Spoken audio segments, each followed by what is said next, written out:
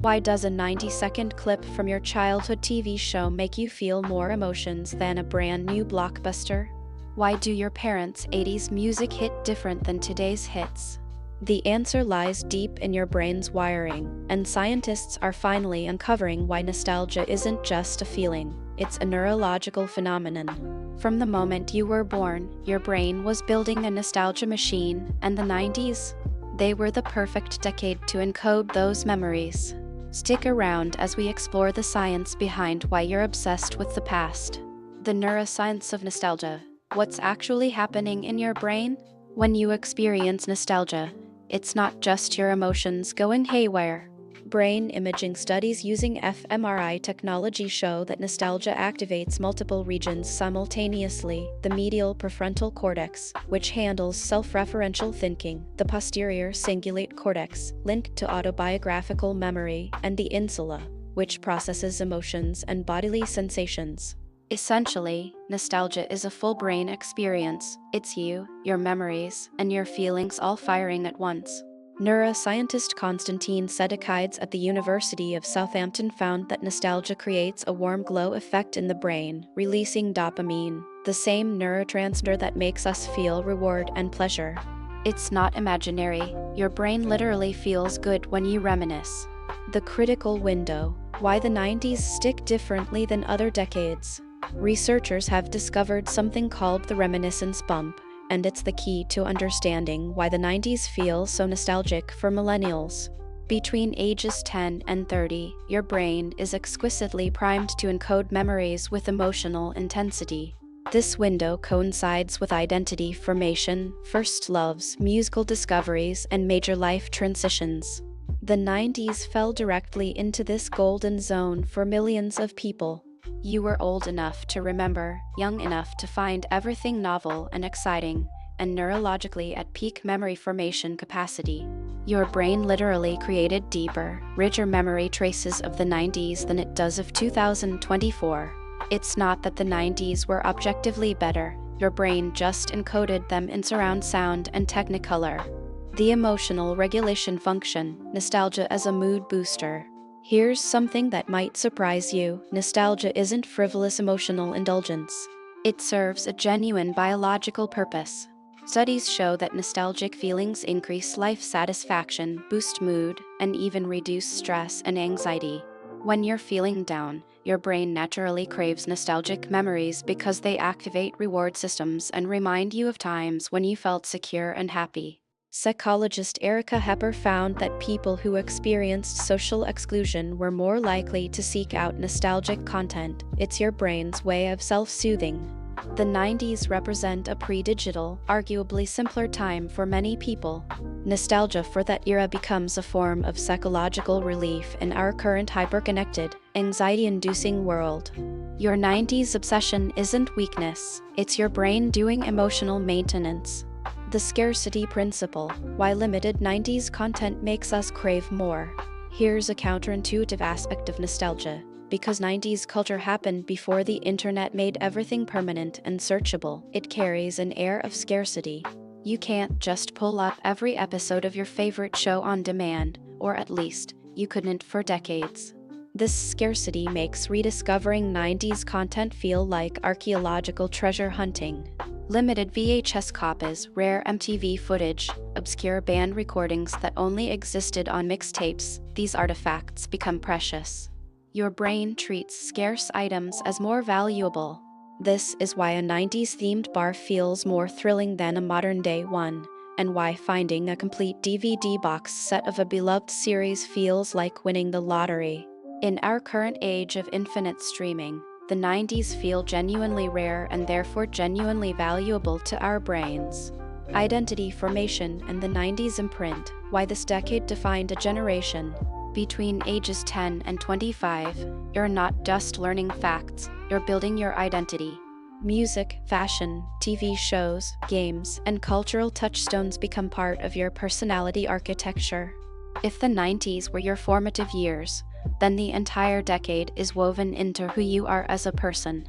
When you hear a Nirvana song or see a Tamagotchi, you're not just remembering an object, you're encountering a piece of your own identity. Psychologist Dan McAdams calls this the narrative identity. We construct our life story through key memories and cultural touchstones.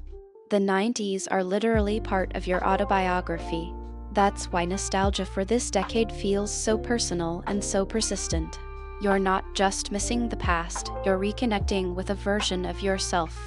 The analog advantage, why pre-digital feels more memorable than post-digital.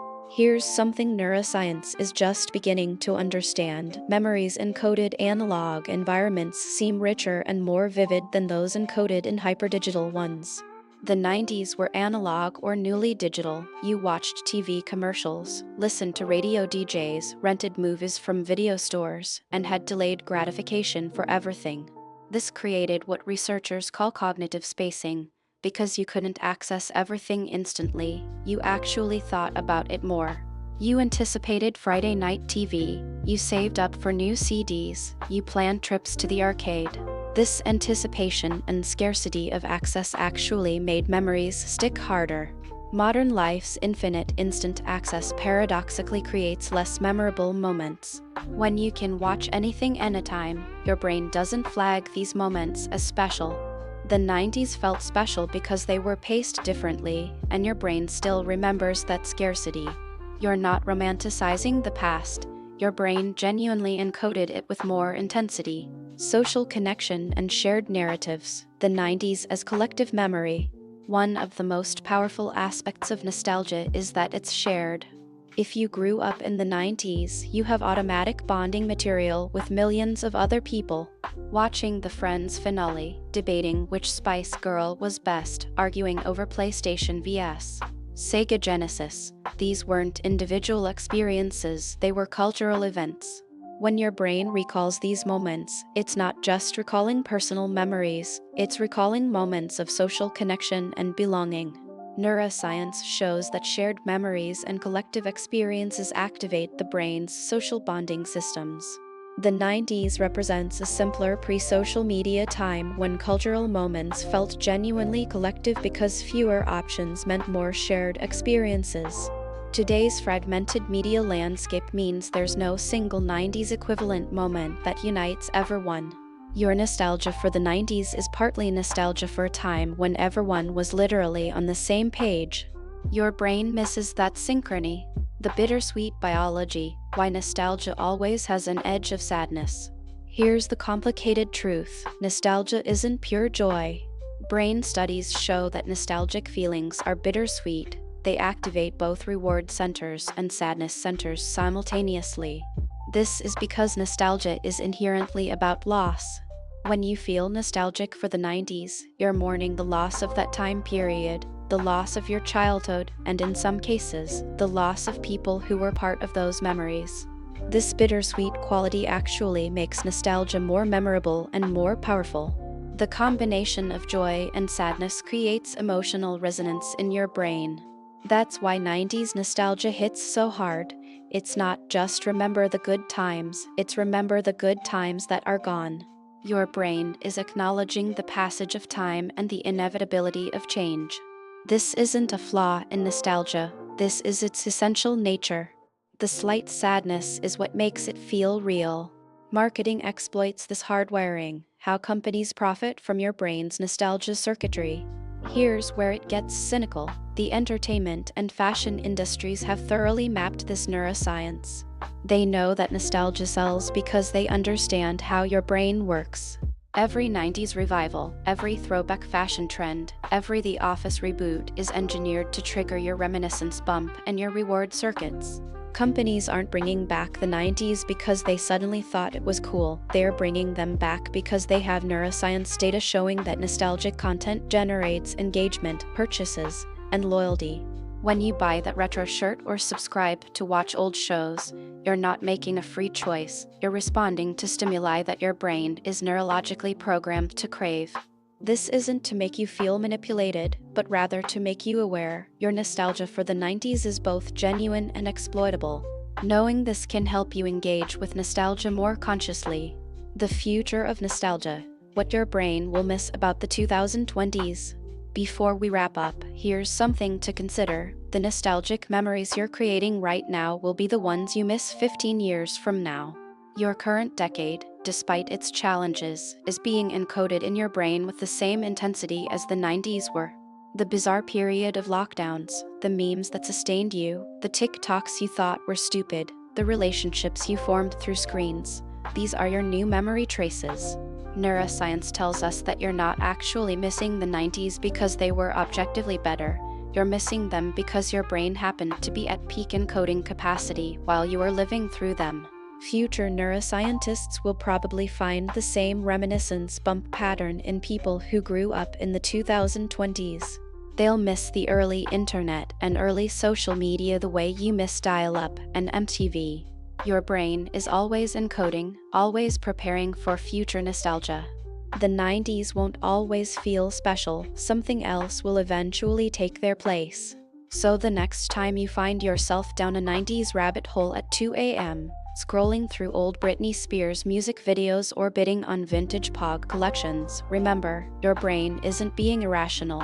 You're neurologically hardwired to crave that era. Your reminiscence bump has imprinted those years with exceptional clarity, and nostalgia is doing legitimate emotional and psychological work for you. The 90s obsession isn't a sign that you're stuck in the past. It's a sign that your brain hit peak memory formation during an era of genuine cultural significance. Now I'm curious, what decade will you feel nostalgic for in 20 years? Let me know in the comments down below. If you enjoyed this video, smash the like button and subscribe so you never miss a video like this one.